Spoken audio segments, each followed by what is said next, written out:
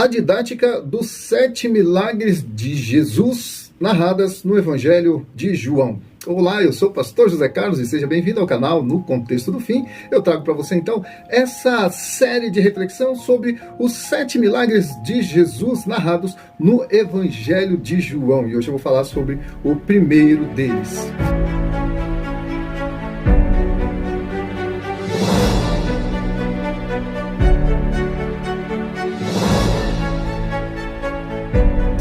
Mas primeiro cabe aqui uma introdução, tá?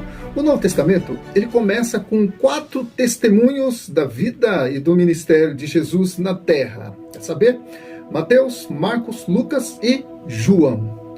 No entanto, não é difícil perceber que o Evangelho segundo João é diferente dos outros 3, pois traz um mistério que só pode ser entendido em essência à luz do Espírito Santo. E, baseado então no Evangelho de João, escrito no final da sua carreira apostólica, quero discorrer com você sobre 7 dos milagres realizados por Jesus, escolhidos intencionalmente por João, que eu entendo ser altamente didático. Bom, sendo assim, então, vou começar pelo final do livro, que, como eu disse, o livro de João, o Evangelho segundo João, ele é diferente dos outros. Ele conta a história de Jesus de um ponto de vista mais espiritual. Se você já leu o Evangelho de João, você vai perceber isso, que João, ele não fala do nascimento de Jesus, ele começa dizendo, no princípio era o Verbo, e o Verbo estava com Deus, e o Verbo era Deus. Então ele fala da deidade de Jesus e da eternidade passada de Jesus. É interessante, mas eu quero focar aqui nos milagres, porque os milagres têm algo muito importante a nos ensinar.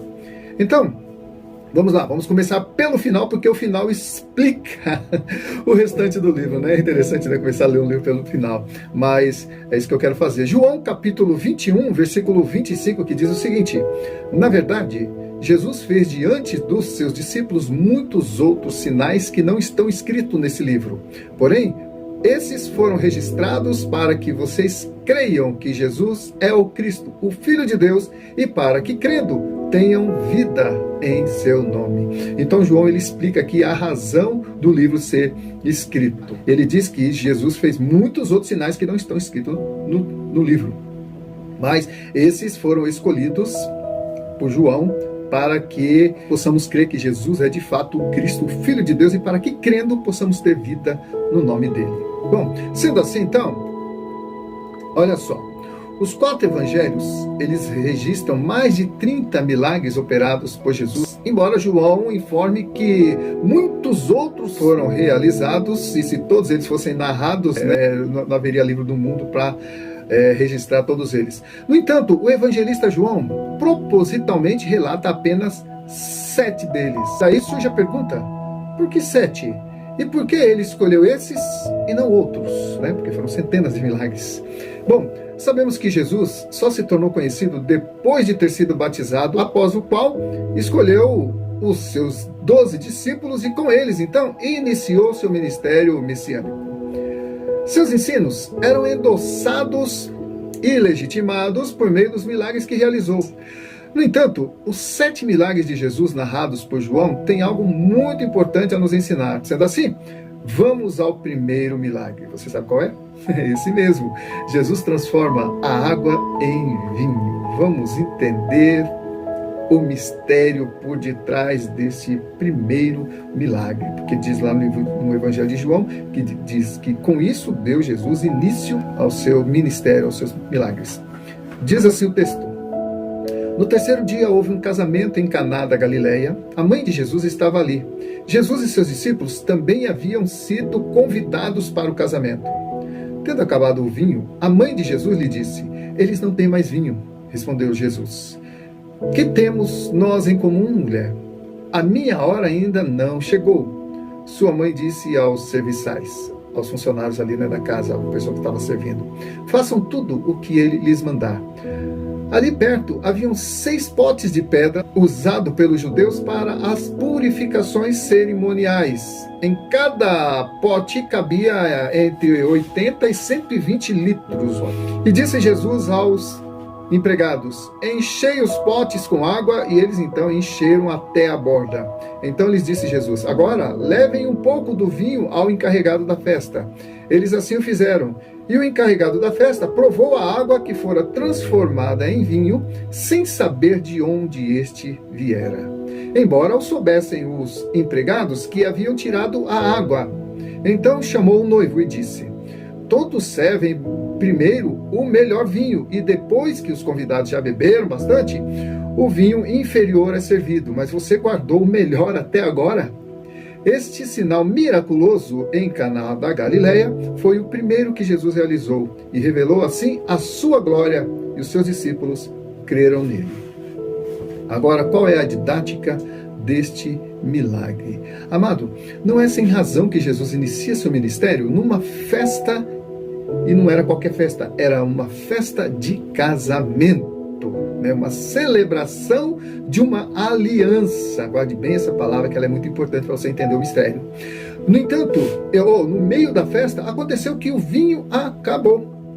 E segundo a tradição da época, vinho não era apenas uma bebida para alegrar os convidados da festa, não era só isso não. O vinho era símbolo de alegria, de prosperidade, e principalmente um importante ingrediente na celebração de um pacto de aliança. Isso te lembra alguma coisa? A última ceia, na qual Jesus usa o vinho para representar o sangue da aliança. A Bíblia diz que sem derramamento de sangue não há remissão, né? Então, o derramamento do sangue de Jesus, simbolizado pelo vinho da última ceia, que no dia seguinte, então, ele ia carregar a cruz onde ia ser crucificado, e seu sangue então seria derramado. Ou seja, Jesus seria morto pelos nossos pecados. Portanto, amado, não é coincidência que no ministério de Jesus o primeiro sinal da sua deidade foi transformar a água em vinho. A água sem cor, sem cheiro e sem sabor, que até então era usada como ritual de purificação, agora Jesus a transforma em vinho, com outras propriedades. A água que não tinha cor, agora ela tem a cor do sangue de Jesus. A água que não tinha cheiro, agora tem cheiro de vida. Agora, a água que não tinha sabor, agora tem sabor de vida, sabor de ressurreição. Portanto, amado, fazendo um paralelo aqui com Moisés, porque alguém pode acrescentar: mas Moisés transformou a água do rio Nilo em sangue, qual dos dois milagres foi maior? Né? De repente alguém pode sugerir isso. Olha só, Moisés, a quem os judeus atribuíam grande respeito, transformou de fato as águas do rio Nilo em sangue, simbolizando a morte gerada pela rebeldia dos egípcios. Então, a água transformada em sangue foi uma espécie de castigo, ou para provar para o rei do Egito que Moisés era um representante de Deus ali. Ele transformou a água do rio Nilo em sangue, de forma que ninguém podia beber aquela água, né, sob pena de morrer de alguma forma ali. Certo? A água, então, que não se podia beber. Jesus, por sua vez, ele transforma a água em vinho, simbolizando a vida gerada por uma nova aliança. Momento em que ele ordena: bebei dele todos, isto é o meu sangue vertido por vós, né? Mateus 26, versículo 27. Então, se nós formos fazer um paralelo do primeiro milagre de Jesus, que foi transformar água em vinho, e a última ceia de Jesus não foi um milagre, mas foi uma celebração de uma aliança, a gente vai ver que há uma ligação. Eu não chamaria isso de coincidência, mas algo proposital. Por que o primeiro sinal foi um casamento? E por que Jesus transformou a água em vinho? Não podia ter faltado outra coisa ali? Não podia ter faltado o rabino para fazer o casamento? Não podia ter faltado energia? Se fosse hoje, né? Acabou a energia, e agora, né? Não, mas faltou algo que era muito importante na celebração de um casamento e que era ingrediente para celebrar uma aliança, que era o vinho. Né? Então o vinho não era só para alegrar ali, não. Ele era também usado na celebração de uma aliança. E Jesus, então, na última ceia, o que ele pega para representar a aliança com os discípulos? O vinho, né? Todo mundo tem conhecimento aí da última ceia do Senhor. Essa é a lição que esse primeiro milagre nos traz. Então, a conclusão: assim como Jesus mudou a estrutura e a composição da água para o vinho, ele pode também mudar a sua estrutura, mudar a sua história, mudar a sua condição e melhor ainda, garantir a continuidade da festa na sua vida até que ele venha. Apesar de que na nossa vida, principalmente na nossa vida cristã, nem tudo é festa, não é verdade? Vamos ser realistas. Mas Jesus mesmo, ele disse: no mundo tereis aflições, mas tem de bom ânimo, eu venci o mundo, né? Então todo aquele que entrou numa aliança de sangue com Jesus, vence o mundo. O apóstolo João fala, né, lá numa das suas epístolas, a fé que vence o mundo, né? Então, amados, é isso. O primeiro milagre de Jesus foi a transformação da água em vinho, assim, ou seja, o vinho que simboliza a aliança. E a última ceia de Jesus também havia o elemento do vinho, que também nos reporta ou simboliza a aliança de Deus com a humanidade por meio do sangue de Jesus. E a aliança, tanto num contexto quanto no outro, casamento, união, serão os dois uma só carne. Jesus, ele transformou a água em vinho numa ocasião de casamento, ou seja, um homem e uma mulher se fundiriam um ao outro, tornando-se os dois uma só carne. E quando Jesus entra em aliança com os discípulos e com a humanidade de modo geral, todo aquele que nele crê, como diz João 3,16, para que todo aquele que nele crê não pereça, mas tenha vida eterna. Jesus, então, ele vai ser o elo dessa aliança entre nós e Deus.